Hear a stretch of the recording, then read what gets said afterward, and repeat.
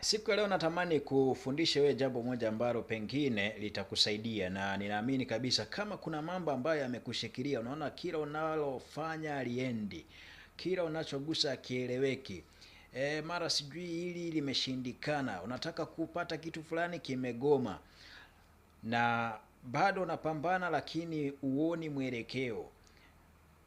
Kwa changamoto yote ambayo ulionayo, bila shaka kuna kitu ambacho hata wewe mwenyewe kinakufanya uwe hivyo. Sasa ni kitu gani? Nataka nikupe mfano mmoja tu utakusaidia kupambanua na mengine ambayo unaona kabisa yanaelekea kama hayo, ili pengine uweze kusaidika. Sasa nataka nitumie mfano mmoja.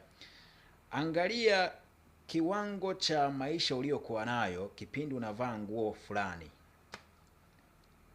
kilikuwa kikoje? Na ulipoanza kuvaa nguo fulani maisha yako yakoje? Sasa kuna watu ambao wameng'ang'aniwa na roho ya umasikini kwa sababu ya aina ya mavazi yao waliong'ang'ania kuwa nayo.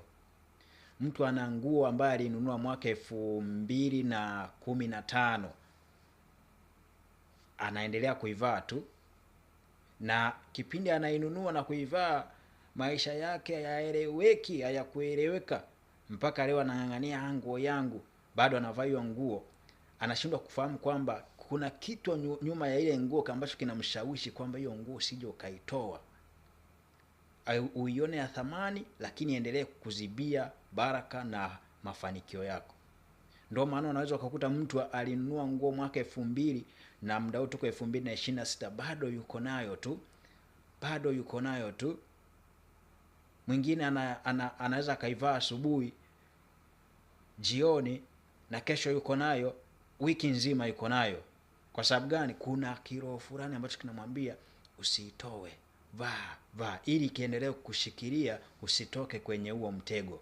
Sasa ili ushutuke na kuweza kutoka kwenye huo mtego, hakikisha zile nguo ambazo unaona kabisa kipindi unazivaa hazikuwa na mafanikio na matokeo chanya, ama zikuletea mwelekeo wa maisha, basi hebu zipige kiberiti, uachane nazo. Lakini kama kuna nguo ambayo ulinunua pia miaka imepita, lakini kipindi unainunua na kuivaa ilionyesha matokeo mazuri zaidi kwako, basi hiyo nguo siache na usishawishike kuichoma moto.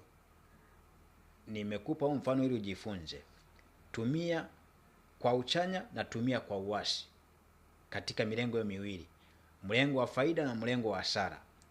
Ukiona ulinunua na ikakupa mafanikio, hiyo nguo kaa nayo, na pengine iheshimu sawa sana kitu ambacho pengine ulikinunua kwa mara ya kwanza, ama ulikipata kwa mara ya kwanza kikakuletea mafanikio, usikiache kivi hivi. Sasa ishi na hiyo na itakusaidia.